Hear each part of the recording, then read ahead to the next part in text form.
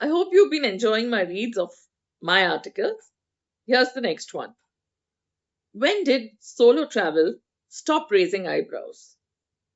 I still remember the years when admitting I was traveling alone would stop a conversation in its tracks.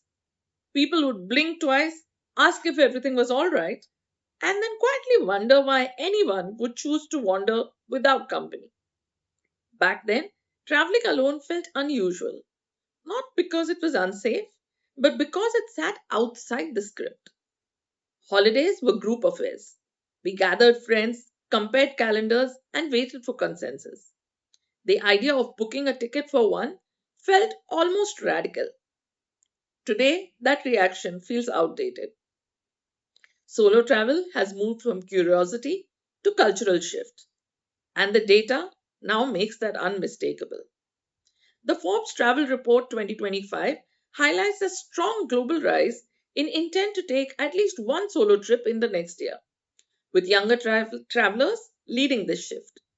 The International Travel Outlook for India, covered by NDTV, adds a striking local dimension, noting that about 66% of India's outbound travel plans for the coming year are expected to be solo.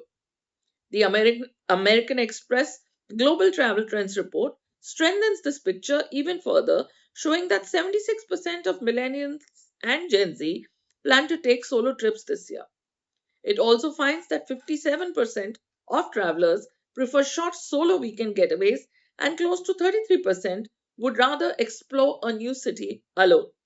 Across global and Indian data, the direction is identical. Independent travel is no longer niche. It is becoming a defining choice for anyone seeking time, clarity, and a pace that feels personally aligned. Why this is happening now goes beyond logistics. It taps into deep, steady psychological shifts that many of us recognize. Time that belongs to me. My days often feel crowded, and finding uninterrupted space has become rare. A solo trip lets me reclaim time that feels entirely my own. The instinct is shaped by the autonomy bias, the quiet pull towards choices that strengthen my sense of control over my life and my hours. Experience on my own terms. When I travel with others, my preferences blend into the group. I travel alone, I pay attention to what I genuinely want to see and how I want to move. This comes from the egocentric bias, which draws me towards experiences that feel rooted in my own viewpoint rather than filtered through anyone else. Planning that feels light. Coordinating a group trip can be tiring even before it begins. When I travel alone, planning becomes simple. I decide, I book, I go. The effort heuristic explains this ease. My mind prefers choices that feel low effort and clean, which makes solo travel naturally appealing. A steadier sense of control. When life around me feels unpredictable, choosing my own route and pace gives me a sense of steadiness. Even if the world is shifting, I feel anchored in my decisions. This comes from the illusion of control, the tendency to feel calmer when I'm setting the direction. Confidence through visibility. Seeing more people, especially women, travel alone has changed how I see independent travel. It no longer feels unusual.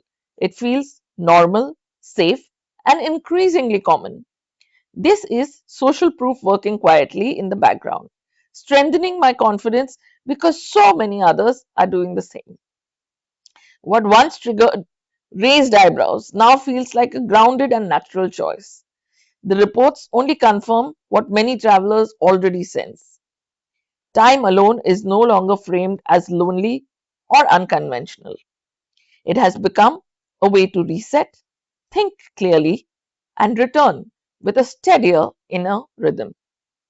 Hope this helps move the conversation from what works to why it works.